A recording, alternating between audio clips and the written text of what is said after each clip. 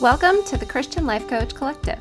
I'm your host and coach, Laura Malone, and I'm here to help you become the hero of your own story and learn to be a guide to others.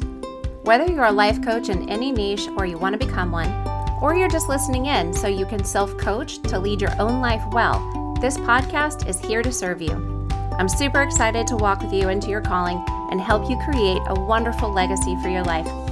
So let's jump in to today's episode. Hi friends. When you finally have people who want what you offer, it is such a powerful force in your mind, in your soul. And as a new coach, you can really find yourself wondering and wandering around with this feeling like you're blindly waving around your heart and willing to just let anybody grab it, wring it out. If only they would do it in the time frame of a coaching session so you could feel fulfilled in doing what you know you long to do. It's like, here's all the free stuff just because if you're not going to pay for it, I still want to do it because it's so fulfilling. And it's part of the reason you might find yourself helping people for free, simply just to feed your own soul and your passion to coach. Even if it's just at the grocery store. I do it in the grocery store. I do it at Target. I just find these people or they find me and it's like, oh, really? How did your day get so down? Oh, really? Well, can I help you find the blueberry checks? I will help you. If I can't sit and actually be your coach right now for an hour in aisle 4, I will at least help you find everything on your grocery list. I love to help you. And even in my coaching sessions, the live coaching sessions and Q&A with the coaches in the greenhouse course, literally, I have to stop myself. I could go for hours just giving everything away for, more, for free. Just 7 hours of free coaching. I love it so much. But I have to recognize that I can pour and pour and pour out my help, my guidance, and my love, and my soul. And I feel so fulfilled because I love doing it. And it actually gives me an opportunity to even learn more about what is capable, what is possible. I love what each new client presents as a challenge and a hindrance to climb over and get around and even just to obliterate so it can't even be there ever again. Yes, let's do that. But none of this is compared to what you'll experience when somebody actually goes and books a coaching session with you because they know you and like you and they trust you and they're choosing you. Why? Because you have solutions and guidance they need. It is an inherent part of our nature to be needed and chosen. Some of us need it more or for other reasons than everybody else. And some of us only want to be chosen by specific people. Some of us will be happy for everybody to need and choose us. Some of us are introverts, meaning we can be with people and surrounded by their energy, but we need to go withdraw to a safe, quiet space to fill up. And introverts generally want to be needed and chosen by very specific people because introverts will feel that certain people take energy from them and other people give them energy. And then they wonder, am I actually an extrovert? I think we all have a little bit of both. It depends on the scenario. It depends on who you're with. And really the introvert and extrovert comes from, are you feeling that energy is being taken away from you and you need to be alone to fill back up? Or when energy is taken from you, do you go put yourself in a position with other people who don't take from you or with other people who fill you up? So it's where you get your energy source when you are feeling empty. And so people who are extroverts love to be needed and chosen by a different group of people in a different scenario than introverts would. And that has nothing to do with how verbal or nonverbal somebody is, right?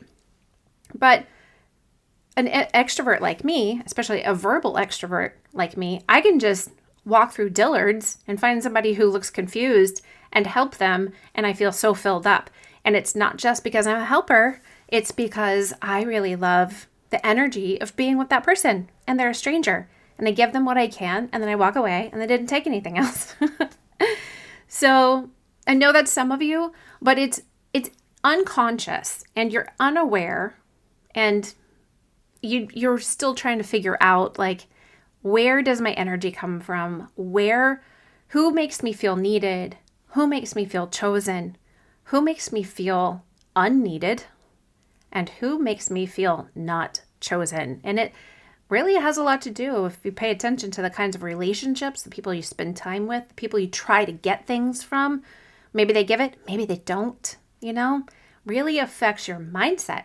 And it really can shift your beliefs out of alignment with the truth if you're focusing on other people needing you and choosing you to fill you up.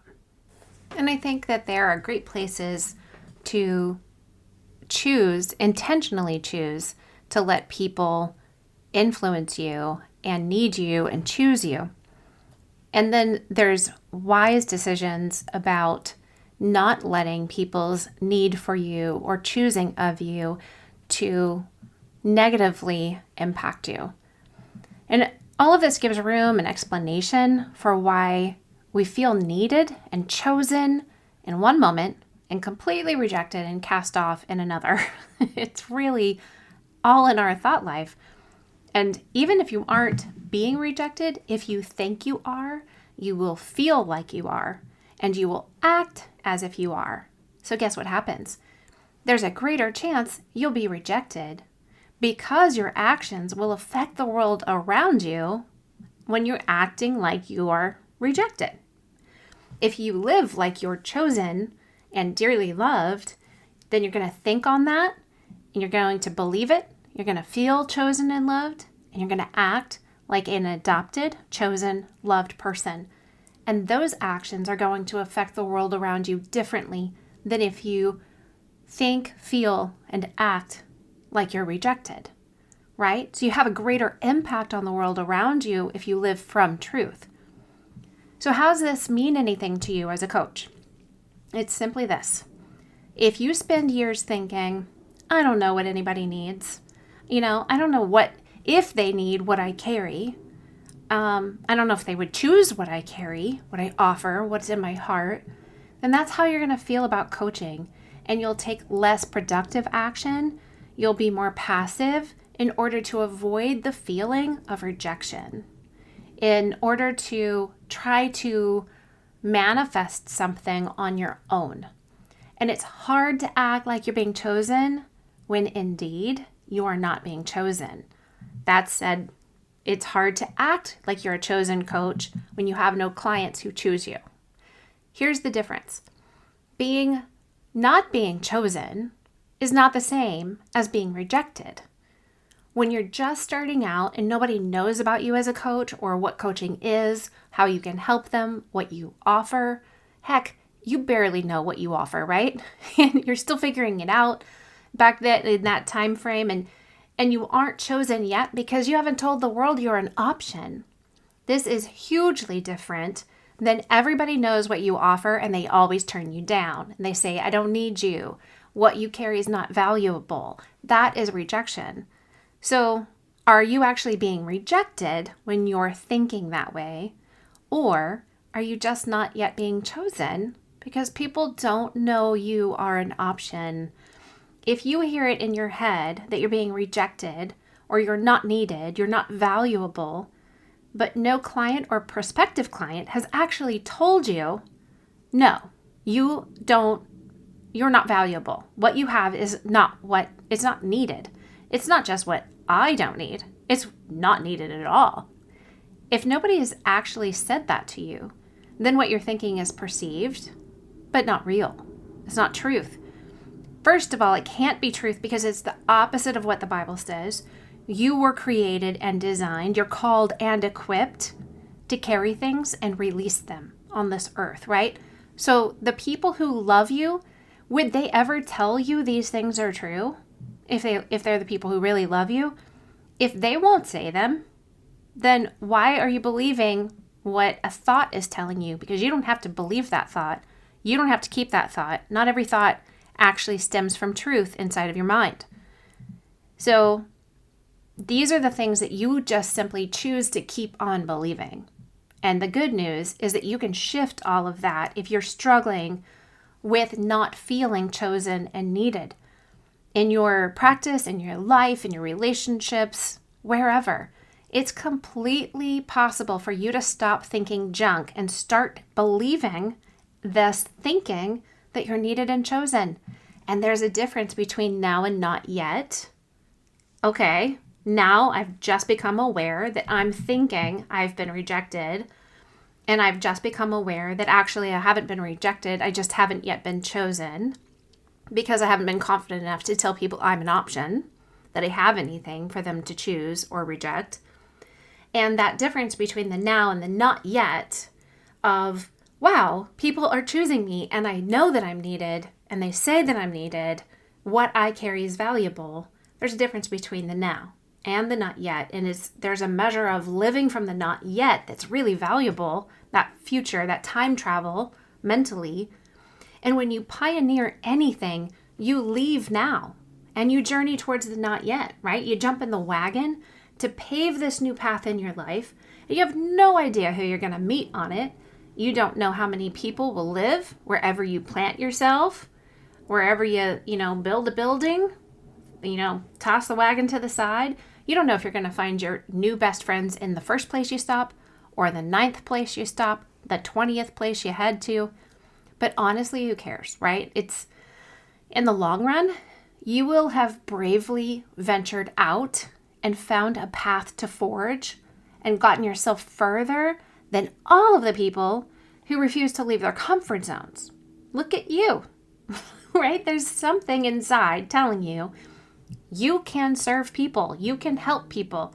There's something that longs to manifest and serve the world, release the kingdom, and the kingdom is inside of you. So you got to let it out. There's deep knowing in you that people need guidance and direction and clarity and strategy. They need the possibilities you can reveal to them.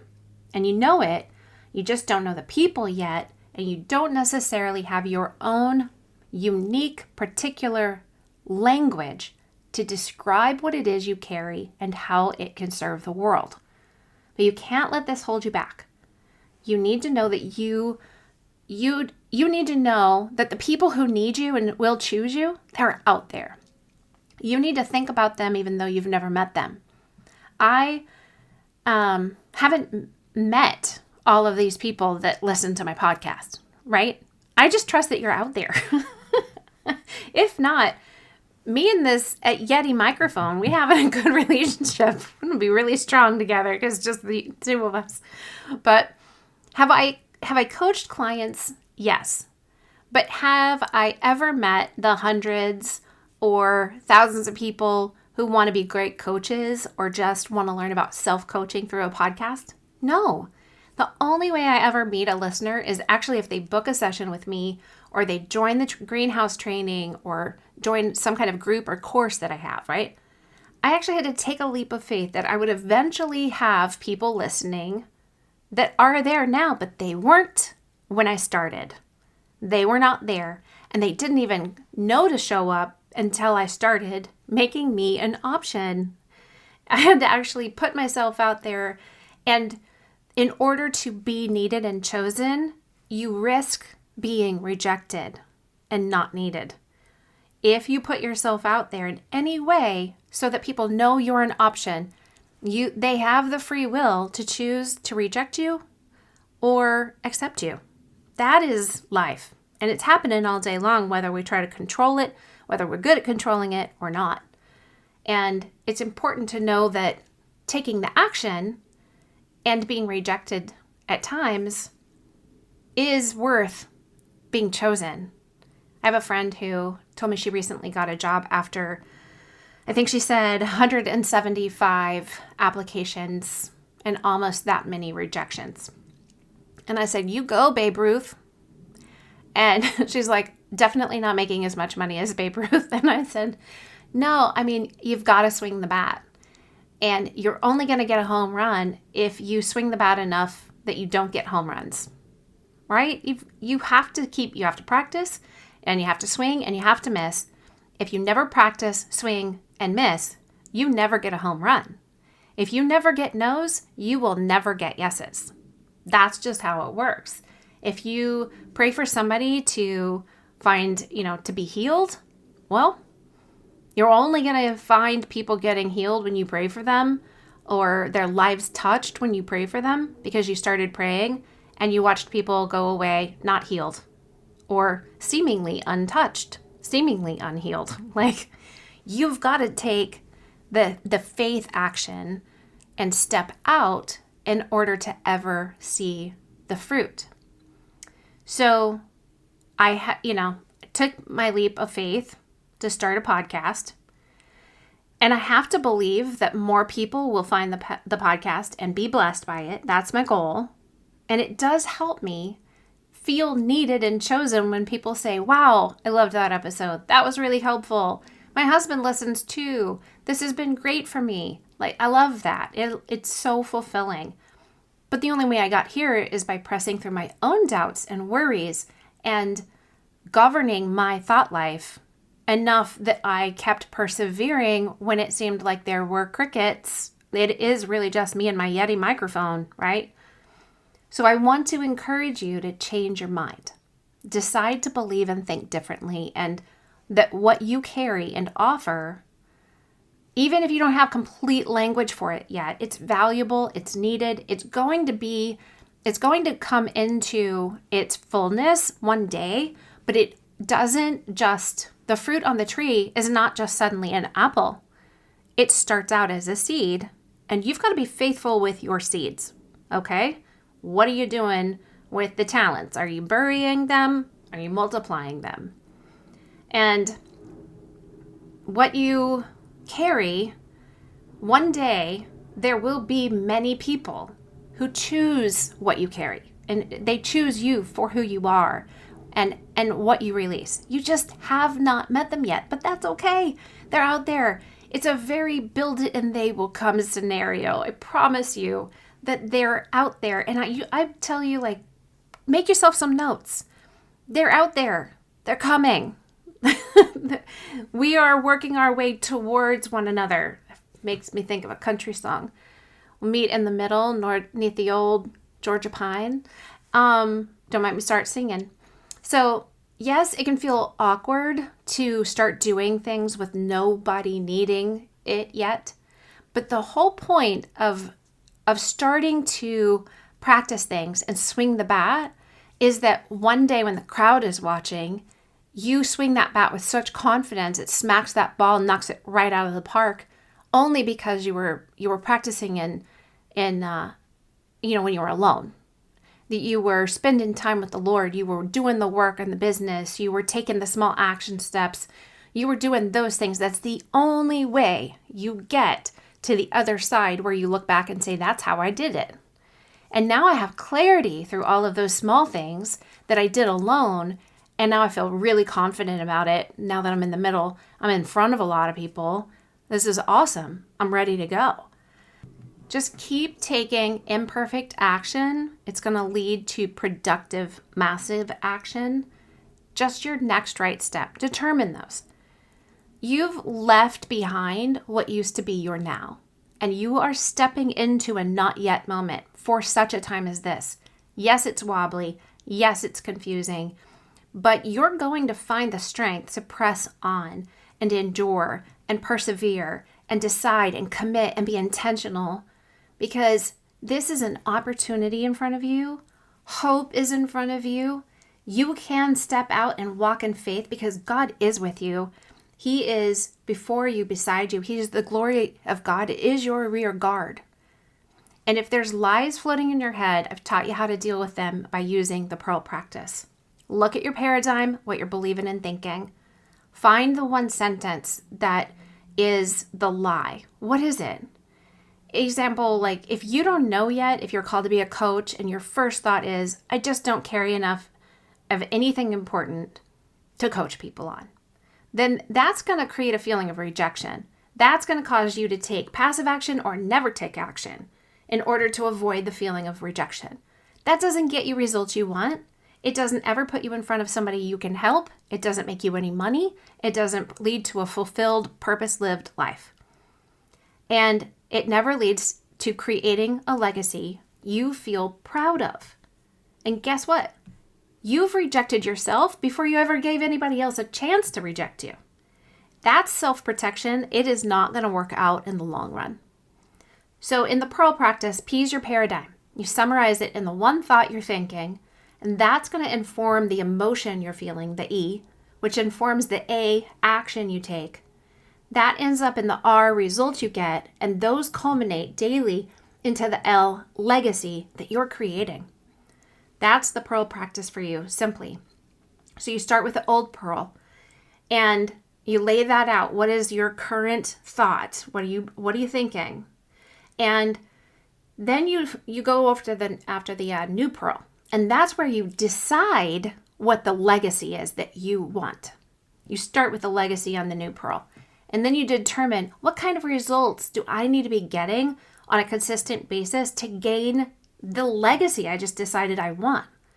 Then you have to determine what actions have to be taken to get that kind of result, and figure out what kind of emotion do I have to feel that makes me want to take the action that helps me be determined to do it.